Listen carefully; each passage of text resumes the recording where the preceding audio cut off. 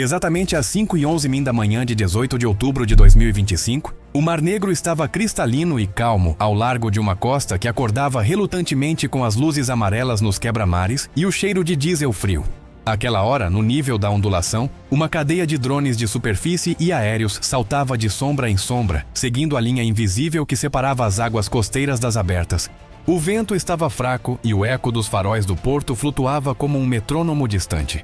Um operador, dezenas de quilômetros para o interior, sussurrou o carimbo de tempo e abriu uma janela tática em seu console. O objetivo era claro e não era heróico. Era matemático. Uma onda coordenada atingiria a frota russa em vários pontos, forçando os navios a se separarem, exporem seus costados e revelarem vulnerabilidades. Era uma questão de desgaste prático, minutos roubados e sensores sobrecarregados. O slogan que viajava pelos links era simples e incisivo. Como uma ordem médica, abrir uma hemorragia controlada em uma força naval que já vivia com torniquetes. O enxame avançava com a humildade de suas ferramentas. Não havia fogos de artifício. Havia cascos baixos com motores elétricos selados, baterias distribuídas em compartimentos estanques e espuma estrutural para flutuar mesmo quando danificada.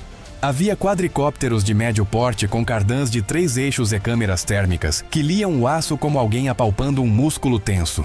Havia asas fixas com velocidades de cruzeiro de 120 a 160 km por hora e perfis de voo programados para abraçar o horizonte sem atrair picos nos radares costeiros. Cada plataforma carregava sua dose exata de inteligência. IMUs calibradas em mesas de granito, GPS auxiliado com correções latentes, altímetros barométricos ajustados para lidar com o hálito úmido do mar. A economia de recursos reinava. Drones com preços moderados contra estruturas que valem milhões. E se um cai, os que vêm depois aprendem. Esse é o novo manual. Os navios na área seguiam seu ritual. Barcos de patrulha com nomes que mudam de porto para porto repetiam rotas irregulares perto dos campos de boias. Mais a leste, uma fragata com sensores despertos circulava em uma órbita preguiçosa.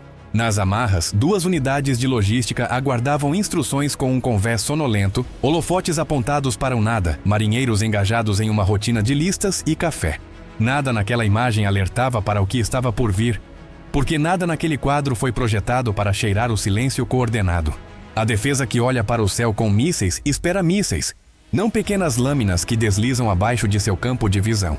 Ou que se confundem com gaivotas quando decidem subir a 90 metros para ver melhor o padrão das esteiras. O primeiro sinal que importou não foi um flash. Foi uma perda de qualidade em um link de dados interno. Uma embarcação de escolta notou que seu sistema de identificação automática, saturado pelo ruído próximo, estava demorando mais do que o normal para atualizar contatos menores. Um técnico bateu com o nó dos dedos em um invólucro de módulo como se isso fosse consertar alguma coisa. Em seu radar de superfície, no limite da resolução, pequenos pontos apareciam e desapareciam, parecendo espuma orgulhosa, mas eram algo mais. O mar tem maneiras de te esconder se você souber onde procurar sombra. O enxame se agarrava a antigas esteiras e às bordas turbulentas deixadas por hélices. A matemática é concreta. A melhor máscara para um drone de superfície é o ruído produzido pelo inimigo. Às 5h16, 3 segundos, um quadricóptero que havia sobrevoado uma boia de medição inclinou seu gimbal e fixou uma silhueta termicamente adquirida. Era uma embarcação de apoio menor, visível pelo calor de seus escapamentos e pelo pulso fraco de um gerador de popa. A câmera desenhou a cena com cores falsas. O operador a leu como um mapa. O ponto de mordida não era o centro, era um ligamento. Onde o aço é mais fino por natureza, onde uma válvula ou conexão externa multiplica o dano se cortada.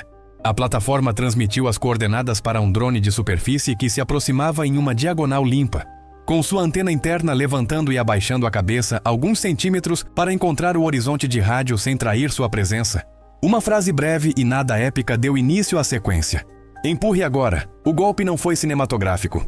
Foi eficiente. O primeiro impacto explodiu uma caixa de junção externa e causou uma breve explosão de faíscas e fumaça branca. Não houve fogo alto nem espetáculo. Houve confusão no convés e ordens bruscas para fechar as linhas. O navio ferido entrou em manobra evasiva com a desajeitada de um animal ferido, forçando sua escolta a se aproximar mais do que o necessário. Nesse cruzamento, outro drone de superfície aproveitou o ângulo deixado pelo leme e mirou mais baixo, entre 2 pranchas. A carga, pouco mais de 20 quilos de explosivo, moldada com uma inserção metálica, abriu um buraco oval que forçou o acionamento das bombas de porão. A água cruzou a linha com um riso frio. A bordo soou a música feia de alarmes menores. Ao mesmo tempo, um drone de asa fixa girou suavemente para filmar a 1.100 metros, longe do alcance confortável das metralhadoras, mas a uma distância perfeita para ver a inclinação do mapa de luz. O que se seguiu foi uma doutrina calmamente repetida. Alvos separados, foco de atenção no ponto errado, forçar os canhões de defesa de ponto a apontar para o céu quando a maior ameaça navega a menos de 10 centímetros da superfície. O enxame se multiplicou, refletindo o pensamento dos oficiais russos. Quando um plotter desenhou seu giz em direção a um quadricóptero que fingiu se aproximar mais do que o prudente, 2 drones de superfície cruzaram sob o arco da proa e se posicionaram para o ataque final. O mar, visto de cima, parece calmo. Se você ficar perto dele, é uma cidade de pequenas montanhas. A aeronave se movia naquelas ruas fluidas. Às 5h21:44, um golpe mais forte sacudiu a popa de um navio de logística. Não partiu o aço em 2, mas quebrou a calmaria. O impacto forçou o fechamento de compartimentos e uma mudança de curso para águas mais rasas para buscar apoio caso a situação piorasse. Poucos segundos depois, outro ponto do enxame atingiu a área de um guindaste lateral, imobilizando o equipamento. A sequência teve o efeito desejado. 2 unidades foram danificadas, uma terceira perdeu seu bem mais valioso nas primeiras horas da manhã, confiando em seu próprio perímetro. O que se seguiu é menos esclarecedor do que os minutos do ataque, mas mais significativo na contabilidade. Rebocadores em movimento, equipes de inspeção suspensas, mensagens com cabeçalhos urgentes, consumo extra de combustível para manter órbitas de proteção e a entrada de barcos de patrulha de setores distantes que tiveram que abandonar suas rotas. Para Moscou, a narrativa de autoproteção foi ativada em questão de minutos com o roteiro familiar. Múltiplas interceptações, neutralização de ameaças, continuidade assegurada. Para Kiev, o número que importa é outro. Algumas embarcações danificadas equivalem a capacidades reduzidas, horas de atracação forçadas e cadeias logísticas que devem ser redesenhadas a lápis em mapas onde a borracha não apaga mais tão bem. Mesmo um pequeno enxame exige a ativação de radares, mantendo as tripulações em alerta e movimentando escoltas, o que desperdiça a vida útil de motores e tubos. Cada vez que essa dança é ativada, a frota russa paga uma conta que não vira manchete, mas se acumula no livro de guerra. O Mar Negro vem dizendo a mesma coisa há meses. Quem obrigar o outro a navegar em sua agenda vence. Mesmo que não afunde nada hoje, a imagem técnica que permaneceu no ar mostrou uma clara curva de aprendizado. Não há necessidade de um grande comboio de plataformas. O que é necessário é ritmo. Pequenas ondas de aeronaves inseridas na geografia de esteiras, redemoinhos e sombras de doca. É necessário atingir os ligamentos antes dos ossos. Uma carga, moldada bem posicionada em um ponto de serviço, pode custar mais em horas de docado que uma explosão barulhenta. No centro do casco que deixa apenas amassados e um bom vídeo, câmeras, precisam ser levantadas e abaixadas em alturas diferentes para cegar o alvo, e iscas baratação lançadas que, a 200 metros de distância, parecem idênticas ao drone que realmente ataca. A defesa pontual saturada por alertas simultâneos perde a delicadeza. Atirar mais não é o mesmo que acertar melhor. Em terra, os operadores ucranianos trabalharam com o tom de salas que não precisam de câmeras. Telemetria fechada, confirmações frias, cortes de vídeo onde o enjoo do gimbal é pior do que a excitação. As frases que importavam cabiam em uma linha. Plataforma Alfa danos leves confirmados. Plataforma Delta danos críticos à hélice. Plataforma Eco missão incompleta devido à interferência local, saída segura. Um gráfico mostrou a deriva de um dos drones de superfície quando uma corrente lateral o empurrou para a esteira de um barco de patrulha. O algoritmo corrigido com 3 breves rajadas de propulsores. O operador assentiu. Tal naturalidade leva meses de treinamento e um catálogo crescente de lições escritas em água salgada. A resposta russa foi imediata no que o protocolo deixa à mão. Aumentar a potência dos radares de vigilância, ligar holofotes costeiros, lançar lanchas rápidas com proas afiadas para cortar possíveis trajetórias. Um helicóptero com holofotes apareceu fora de quadro em uma órbita baixa e varreu o mar com luz branca. Aquela luz, bela em fotografias, pesa menos que um algoritmo que decide para onde não olhar. Enquanto os holofotes vasculhavam, um par de pequenas plataformas cruzou o anel brilhante e se dissolveu nas pedras escuras de um quebra-mar. A cena explica por que esses tipos de ataques machucam mais do que parecem. Eles não destroem a frota. Eles a forçam a duvidar de sua própria sombra e a pagar por essa dúvida todas as noites, às 5h28, 12 segundos, um operador na sala de comando de uma nave de escolta xingou baixinho quando uma luz de alerta acendeu. não correspondendo a danos reais. Era o software gritando mais por ansiedade do que por lesão. Esse estresse também é um alvo. Sensores que despertam com paranoia geram respostas que cansam máquinas e pessoas. Um capitão que não confia em seu perímetro desliga mais cedo, posiciona mais guardas, reduz a velocidade para ganhar controle, muda de rota. Cada microdecisão rouba minutos do plano do dia e os deposita na conta do inimigo.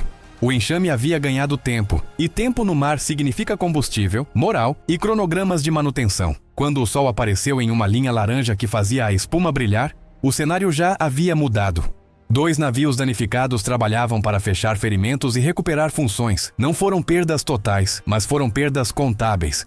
À distância, a fragata que coordenava parte da vigilância teve que mudar sua órbita e aceitar dados de sensores secundários. Isso a forçou a duplicar as comunicações com estações em terra, justamente quando essas estações carregam suas próprias rotinas. A palavra que melhor descreve o que aconteceu não é épico, é atrito. O enxame trouxe atrito em um sistema que depende de fluidez para se sentir seguro. É importante enfatizar algo que às vezes se perde na discussão pública. O objetivo imediato desses ataques não é afundar metade da frota em uma noite. É danificar a cadeia de valor que mantém essa frota navegando confortavelmente. Danificar um braço de guindaste força o reboque.